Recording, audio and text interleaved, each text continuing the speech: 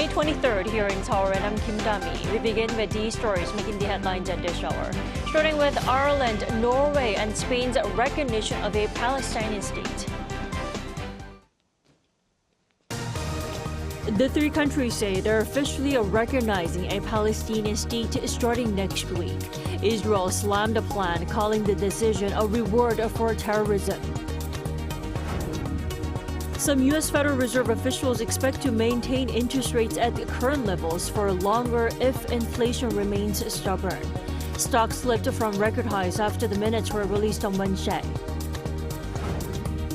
And in the coming hours, South Korea's central bank is widely expected to hold its interest rate steady once again, with high inflation being one of the main reasons for a potential 11th straight rate freeze. Three European leaders have announced plans to recognize Palestine as a state. The announcement was met with sharp criticism from the Israeli Prime Minister, who said such recognition is a prize for terrorism. Our Ising starts off. Ireland, Norway, and Spain have announced they will officially recognize Palestine as a state next week. The European nations say Palestine has the right to create an independent state and expect other countries to join in. The leaders say they're taking joint action for the sake of peace in the Middle East. According to Norway's Prime Minister Jonas Gahr Støre, recognizing Palestine is supporting moderate forces that are on a retreating front in a protracted and cruel conflict, calling it an investment in the only solution that can bring lasting peace in the Middle East.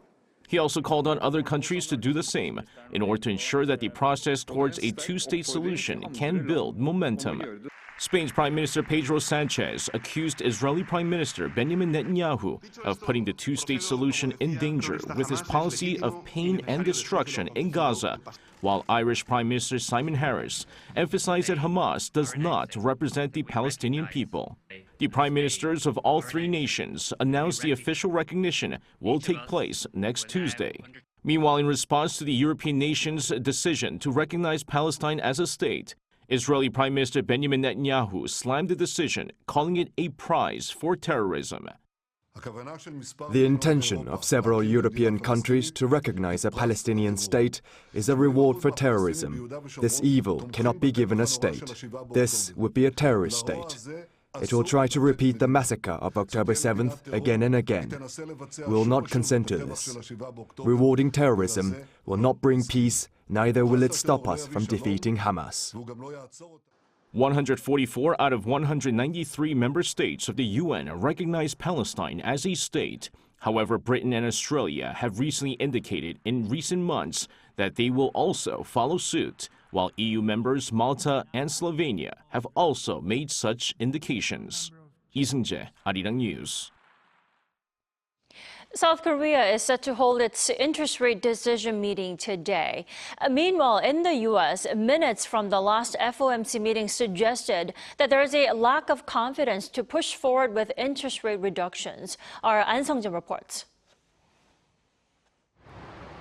U.S. Federal Reserve officials have indicated that it may take longer than expected to see the interest rate come down. Minutes from the most recent Federal Open Market Committee, which took place from April 30th to May 1st, were released on Thursday, stating concerns over a lack of confidence in the slowing of inflation. Inflation has been more stubborn than officials forecast at the beginning of this year. The Core Personal Consumption Expenditures Price Index, a key indicator used in the U.S. to measure expenditure for goods and services, jumped 0.5% on month in January and 0.3% in February and March. That's above the Fed's target of a 0.2% on-month PCE increase if it's to meet its inflation goal of 2%. The short answer seems to be the Fed is not giving up on that target. But it's an arbitrary target based in some academic, some practical research, but no factor law in that sense. And if the Fed is unable to hit 2%, I would not be surprised to see if the goalposts move a bit closer to 2.5%. News of further prolonged inflation woes raised concerns on the market, with stocks down at the end of trading Wednesday despite a stronger than expected performance from Nvidia. Nvidia's results have been a focal point for Wall Street as it holds more than 80% of the AI chip market. During the day, the Nasdaq, S&P, and Dow Jones Industrial Average all jumped after the chipmaker posted its fiscal first quarter results. However, all three major stock indexes dipped during the final hour of trading following the release of the FOMC minutes and a likely delay in cutting rates. An Sung-jin, Arirang News. Prices for fruits and vegetables have yet to be tamed here in South Korea, and consumer inflation is still far from the central bank's goal of 2%, which is why it's widely believed the Bank of Korea will yet again keep its key interest rate frozen at 3.5% in the coming hour. We're joined by Professor Song Soo-young this morning. Welcome back. Thank you for inviting me. Thanks for joining us. Professor Song, are you also expecting another rate freeze? What makes you think that? Yeah, as far as I'm concerned, and even the Federal Reserve in U.S., they think they are in the good position to study what's going on in the inflation and the economy. So, to that regards, our South Korean economy is actually not. I mean, worse than the U.S. situation, because our economic growth rate, even though because of the recovery of the exports, particularly in semiconductor and car exports, we have recorded a very surprise GDP growth rate. But clearly, this tells us the dichotomy persists in the South Korean economy. So what we should be concerned is how to invigorate the GDP growth rate, rather than currently. I think the Central Bank of Korea has put emphasis on some concern over the exchange rate, the depreciation of Korean won against the U.S. dollar, but that should not be the primary focus or concern. The reason is because GDP growth rate matters a lot in Korean right now situation, because the inflation rate, as I look over the data, and then a year-on-year basis, seasonally adjusted, and the growth rate for the past several months, particularly the growth rate has been declining clearly. Only some food and some necessities, living necessities, they have shown there is a bump in February and March, but clearly it drops again. As a result, I think the primary concern of the Bank of Korea should be on some recovery of the GDP growth rate and the domestic market and the aggregate demand in the domestic economy. So GDP growth and domestic economy are the main figures that we have to looking at. For now, Right. If the central bank does make the widely expected move, another rate freeze, it'll be a record-long rate freeze for a year and 4 months. Professor Song, could you explain what this means? Yeah, this means, as I told you earlier, that because the Fed they are too much concerned about when they decide to decrease the interest rate, then might fuel the inflation surge again. So as long as, and also the Fed is not sure about some neutral rate of interest rate when the economy is in full gearing up and full operation, then how much without any acceleration of inflation rate. That is a neutral rate. And then the Fed is concerned about whether the inflation will come back again or not. But clearly, even the house price in the US and the owner's equivalent rent, the data clearly show that there is some declining trend. Therefore, I believe the interest rate cut will not take place in June or July and June, but in September, almost surely there is interest rate cut as long as the current trend maintains. Well, Professor Song, would you say the BOK will actually lower its interest rate as soon as the Fed does? I think that is kind of inconsistent, and to be coherent of the monetary policy of Bank of Korea, the chairman Lee of Bank of Korea, they have announced as a preemptive step, they have raised the interest rate in South Korea earlier than the Fed. then why not try this one in current situation? Because our economy is, as I told you earlier, clearly is worse than not only in terms of GDP growth rate, but also the prospect of the demographic change and the aging. Considering those situations, and also even I check the house price and recently from the KV data, then I have seen clearly declining, even in the Seoul area on average. So therefore, that tells us that our domestic economy suffers so much from the kind of some stagnation. Therefore, I believe the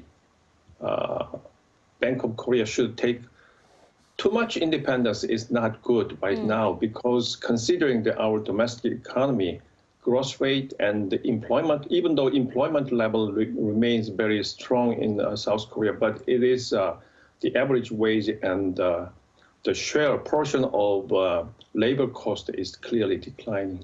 So considering these symptoms, we have to make some preemptive selection of the policy rate to be declined, because the same could take place in Canada, Bank of Canada, and they think of interest rate cut in June. All right, Professor Song, thank you so much for your analysis. As always, you have a wonderful day. Thank you very, very much.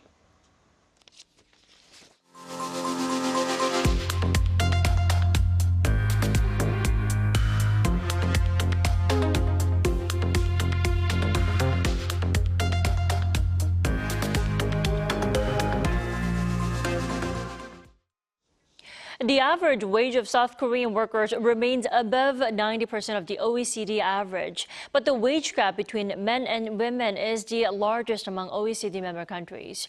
According to an OECD report on Thursday, Korean workers on average earned $48,922 in 2022, which is 91.6% of the average of OECD member countries. That figure means Korea ranks 19th out of 38 OECD countries. The country passed the 90% mark for the first time in 2020, when it stood at 90.4% of the OECD average. Meanwhile, the wage gap between men and women stood at 31.2% in 2022. That's the highest among OECD member countries. The AI Seoul Summit, co-hosted by South Korea and United Kingdom this year, wrapped up on Wednesday with an AI Seoul Summit ministerial session held behind closed doors. Our Ian Heat has the key takeaways. Held in collaboration with the AI Seoul Summit, the AI Global Forum hosted by the South Korean government brought together top officials, leading industry experts, and academic representatives from various nations. In the first session at the Korea Institute of Science and Technology in Seoul on Wednesday, experts discussed the future direction of global AI governance. For instance, how can the side effects of the technology be managed? Experts say that society will need to adapt to more capable AI systems. Fraud and cyber attacks, for example, could become more commonplace. What we'll need to do is we'll need to have things like spam filters, but on your phone. But I think these sort of adaptation interventions won't be enough. There's a lot of work still to be done, not only for private corporations, but the public. And as Marcus Anderlung put it, governments will need to intervene more. Big companies that have the power to utilize customer data for commercial purposes talked about how they safeguard consumer privacy. We are based on the usual agreement. So that means private blog data did not use for our training. Internet conglomerate Naver added that it is willing to further establish guidelines in collaboration with the government. Session 2 focused on integrating AI into the public sector and spreading the benefits with the world. Communications giant KT demonstrated what it's working on as part of its social responsibilities. First of all, we have developed Senior Well-being Service, which uses AI to monitor the health and safety of elderly citizens. However, experts say when developing AI opportunities, the needs of the target region should be considered, as they may differ. Meanwhile, at the convention hall, the AI Seoul Summit ministerial session was held behind closed doors. This year's AI Seoul Summit, hosted by South Korea and the UK, conducted a private ministerial session, building upon the foundational discussions from Tuesday's Leaders Session and the first AI Safety Summit that was hosted last year by the UK.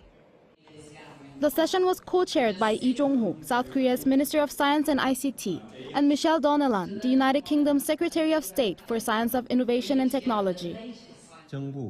Key figures of the industry took part in in-depth discussions on AI innovation, safety, and sharing the benefits.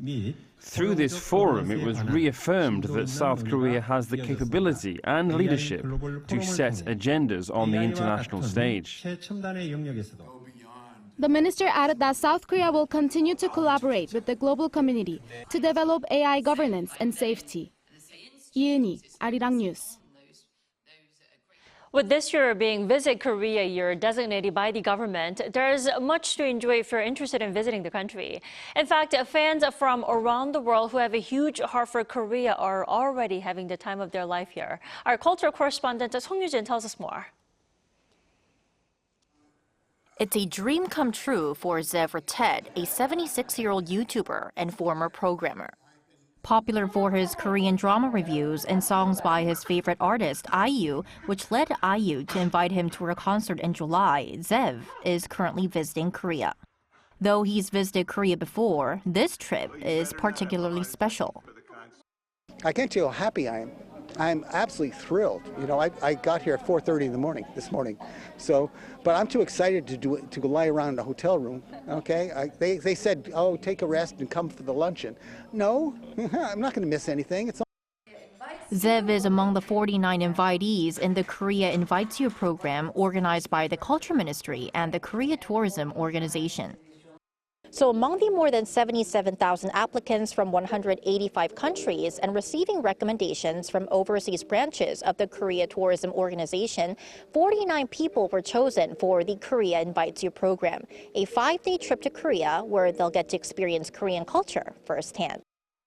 We organized this program as part of the 2023 to 2024 Visit Korea Year. Our goal was to invite people from around the world who have a deep love and interest in Korea, as well as those with unique stories connected to our country. We want to show our appreciation for their ongoing support and share new and exciting aspects of Korean culture with them. Take Chunny Chen, for example. She and her 9 high school friends are visiting Korea together again after 20 years. Taipei's Wesley Girls High School has been selecting Korea as its graduation trip destination since 2004, with Chen's class being the first. I've been to Korea many times, as have my classmates. But this trip, coming back together, is even more special. Many places have changed a lot since we last visited, so we're experiencing a lot of the current Korean culture. We wore hanbok 20 years ago and will do so again tomorrow. We're really looking forward to it.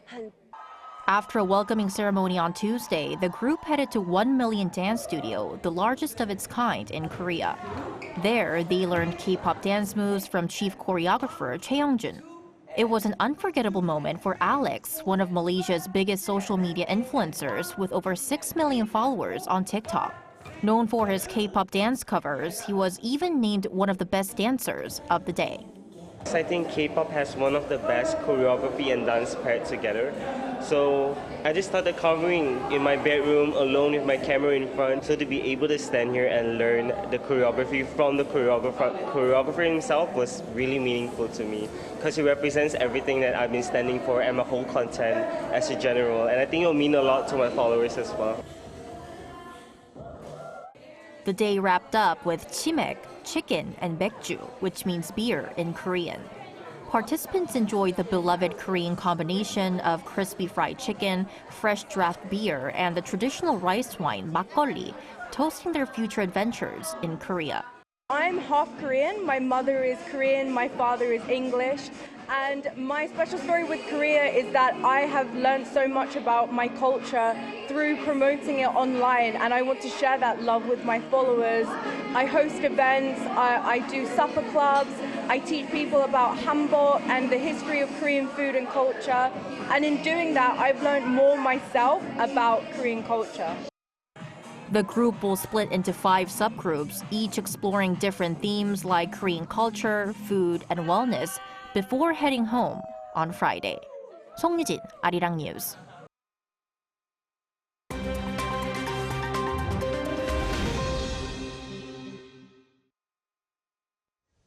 Good morning, I'm Kim Si-young, and now we turn off to stories from around the world. We begin today in the UK, where after months of speculation, British Prime Minister Rishi Sunak has announced a general election for July 4th. 44-year-old Sunak announced on Wednesday that he was calling the election earlier than expected, despite his Conservative Party lagging far behind the opposition Labour Party in public opinion polls. Sunak spoke outside 10 Downing Street in the pouring rain, saying that now is the moment for Britain to choose its future, while listing his achievements in government as a Prime Minister and a former Finance Minister. He said that the Conservatives will not put out hard-earned economic stability at risk. Labour leader Keir Starmer said the election is the moment the country's been waiting for, and that there is so much pride and potential to unlock in the UK. The United States Midwest region has been hit by multiple tornadoes. Search and rescue efforts are still ongoing in Iowa, where the city of Greenfield has reported several fatalities. Over the past 30 hours, tornadoes have been reported in Iowa, Minnesota, Missouri, Nebraska, Oklahoma, and Wisconsin, while major damage was seen in Iowa, with at least 18 tornadoes reported in the state. In Greenfield, Iowa police said at a news briefing on Tuesday evening that they have confirmed fatalities, but were unable to say exactly how many. Iowa State Patrol Sergeant Alex Dinkler said regarding the death toll that we're still counting at this time, while telling the reporters a good portion of Greenfield has been destroyed. Videos show devastation and severe damage to infrastructure as tornadoes flattened buildings and overturned cars. Greenfield saw at least an EF3 level tornado, which is a category for wind speeds of up to 265 kilometers per hour. Iowa Governor Kim Reynolds declared a disaster emergency for 15 counties in the state, saying that it will provide its full resources to help the residents. Italy's Atalanta BC took the Europa League title home after beating Bayer Leverkusen 3-0 on Wednesday, ending the German champions' unbeaten streak. Atalanta's 26-year-old winger Ademola Lookman scored a stunning hat-trick in the 3-0 victory. The British-born Lookman is the first player to score a hat-trick in a Europa League final. The Europa League title is the second major trophy Atalanta have won in their 117-year history, and the first trophy of a 66-year-old head coach Gianpiero Gasperini's long career. It was the first loss of the season for Xabi Alonso's Bayer Leverkusen, dubbed Never Losing, for their incredible 51-game unbeaten run. In the US, a new airline called Bark Air, aimed at providing a first-class experience for the dog, a business-class experience for people, will take its maiden flight from New York to Los Angeles on Thursday. CEO Matt Meeker said that he created the company to cater to dogs of all sizes to ensure comfort and a fear-free experience on an airplane. Meeker said that he had the idea for 10 years after he personally experienced difficulty transporting his Great Dane. Bark Air aims to sell 10 tickets per flight for 10 dogs to travel in luxury in a 15-person capacity aircraft.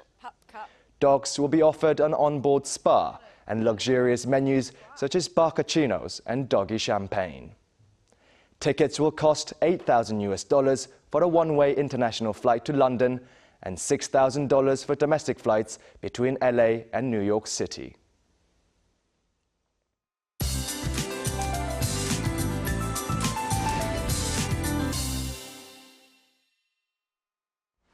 Good morning. It looks to be another hot and sunny day for most places, and especially those in Gyeongsang-do provinces and nearby areas should notice much warmer highs, with temperatures easily surpassing 30 degrees Celsius this afternoon. Sunshine has been on full blast for the last couple of days, and today is no exception. The entire country will have strong sunshine, so sunproof items are a must. today. Bright sunshine and high heat will spike ozone levels in most parts of the country.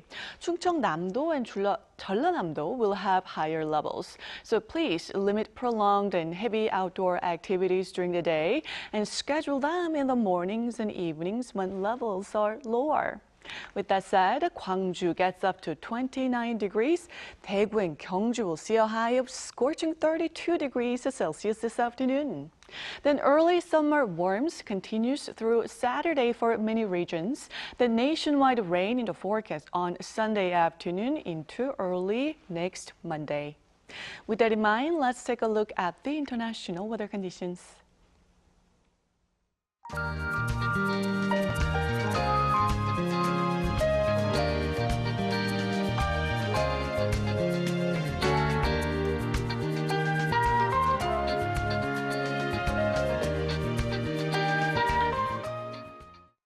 We thank you for watching New Day at Arirang. We'll be back tomorrow for a Friday's edition at the same time, 9 a.m. Korea time.